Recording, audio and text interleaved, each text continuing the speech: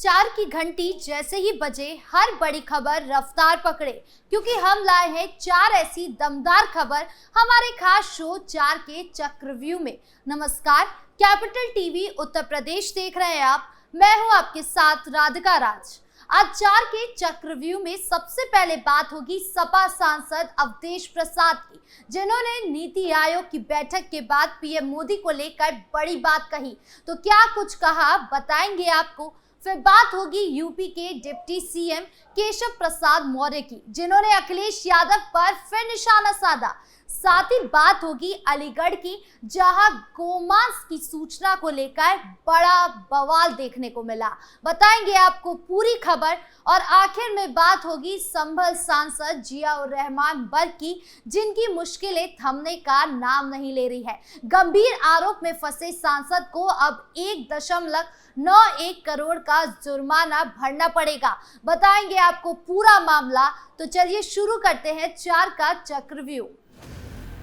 पहली खबर सपा सांसद अवधेश प्रसाद से जुड़ी है। दरअसल प्रधानमंत्री नरेंद्र मोदी ने बीते दिन शनिवार को नीति आयोग की 10वीं गवर्निंग काउंसिल की बैठक बुलाई। इस दौरान पीएम मोदी ने भारत के विकास पर अपनी बात रखी, जिसके बाद समाजवादी पार्टी के सांसद अवधेश प्रसाद ने नीति आयोग की बैठक पर टिप्पणी की है। समाजवादी पार्टी के सांसद अवधेश प्रसाद ने मीडिया से बातचीत के दौरान नीति आयोग को लेकर बयान दिया कि आज भारत को आजाद हुए काफी समय बीत चुका है, बावजूद इसके अफसोस के साथ कहना पड़ रहा है कि हमारे देश में कई लोगों के पास रहने को घर नहीं है, खाने के लिए खाना नहीं है।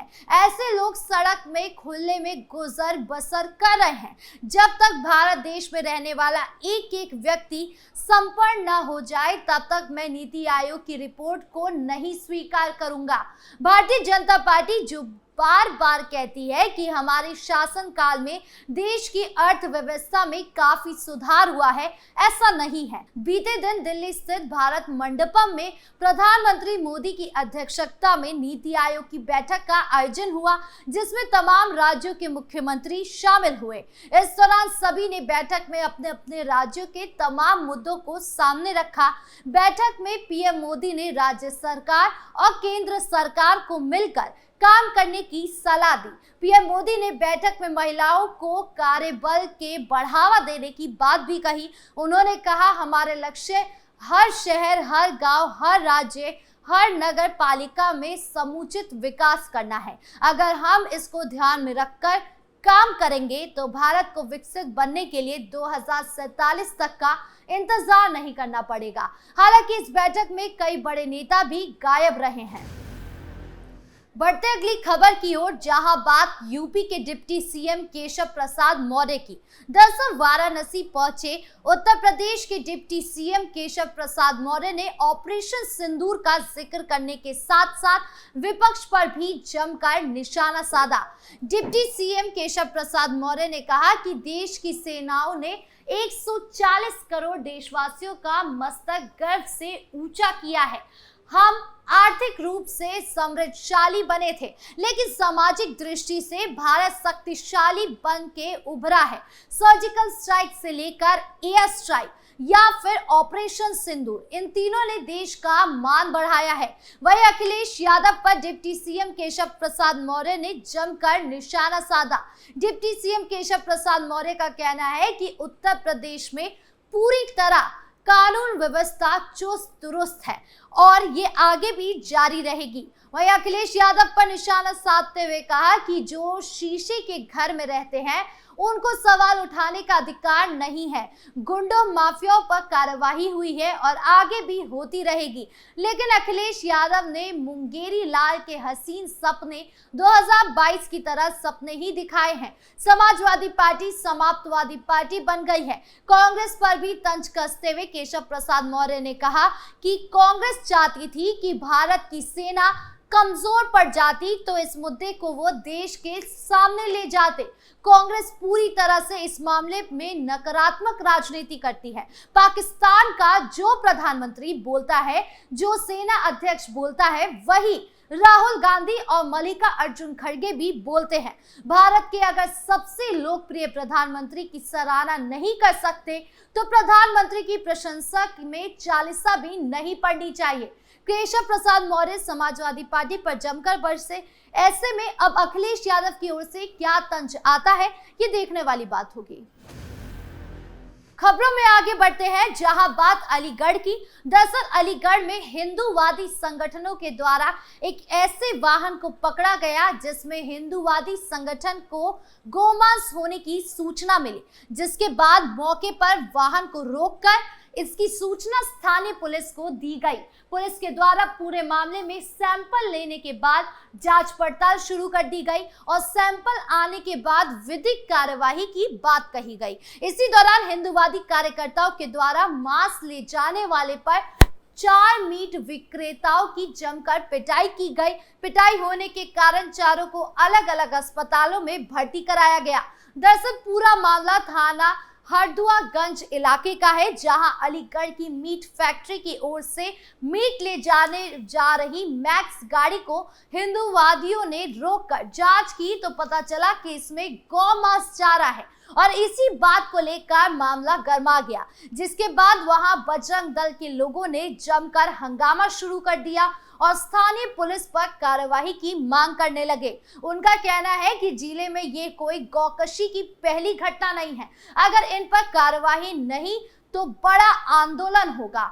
एसपी ग्रामीण ने कार्यवाही का आश्वासन देकर मामले को किसी तरह शांत कराया। वहीं बजरंग दल के अध्यक्ष गौरव शर्मा ने जानकारी देते हुए बताया, उनका कहना है कि जिले में ये कोई गौकशी की पहली घटना नहीं है, अगर इन पर कार्यवाही नहीं तो बड़ा आंदोलन होगा। एसपी ग्रामीण ने कार्यवाही का आश्वासन देकर मामले को किसी तरह शांत कराया।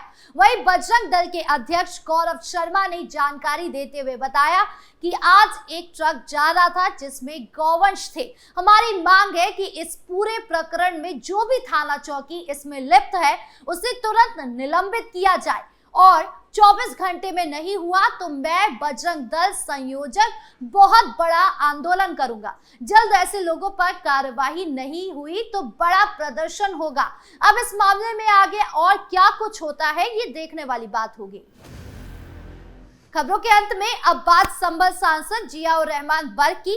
दरअसल समाजवादी पार्टी के संभल से सांसद जियाउर रहमान बर्क की मुश्किलें कम होने का नाम ही नहीं ले रही है। उन पर संभल में दंगा भड़काने की जांच चल रही थी। वहीं अब बिजली विभाग ने 1.91 करोड़ का जुर्माना लगाया है और अब उन पर कोई विकल्प नहीं बचा है। यह जुर्माना सांसद के घर बिजली चोरी की जांच के बाद लगाया गया है। सांसद पर जुर्माने को लेकर संभल चर्चाएं जोरों पर है।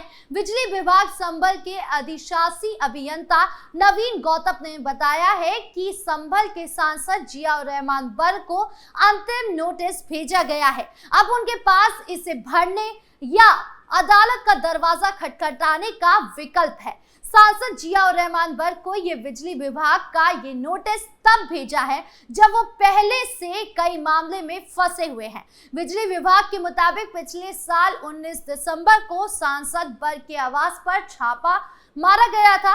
इस दौरान बिजली टीम को सांसद के आवास पर 2 किलोवाट के 2 कनेक्शन मिले, एक जियाउर रहमान बर्क के नाम और उनके दादा पूर्व सांसद डॉक्टर शफीकुर रहमान बर्क के नाम पर। इस दौरान बिजली टीम को सांसद के आवास पर 2 किलोवाट के 2 कनेक्शन मिले, एक जियाउर रहमान बर्क के नाम पर था और दूसरा उनके दादा पूर्व सांसद डॉक्टर शफीकुर रहमान बर्क के नाम, जबकि दोनों मीटर में खपत 0 थी। जिसके बाद बिजली चोरी के शक में जांच हुई तो उसमें चोरी पकड़ी गई। इसके बाद 1.91 करोड़ का जुर्माना लगाया गया। अभी तक सांसद की तरफ से ना कोई जुर्माना भरा गया है और ना ही किसी नोटिस का जवाब दिया गया है, जिसके बाद अब उनके खिलाफ आखिरी नोटिस दिया गया है। इसके बाद आरसी कट जाएगी। वहीं उधर बिजली विभाग की कार्यवाही के खिलाफ सांसद या उनके प्रतिनिधि की तरफ से कोई जवाब नहीं आया है,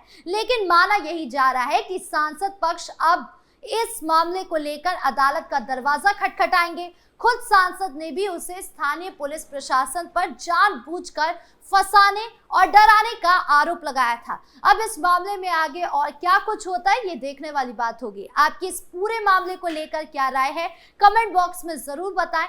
4K चक्रव्यूह में आज खबरों का सिलसिला यहीं खत्म करते हैं। कल फिर मिलेंगे आपसे नई खबरों के साथ। वीडियो अच्छी लगी हो तो लाइक शेयर करें, चैनल को सब्सक्राइब करना ना भूलें और देश की तमाम बड़ी खबरों से जुड़े रहने के लिए देखिए कैपिटल टीवी उत्तर प्रदेश। नमस्कार।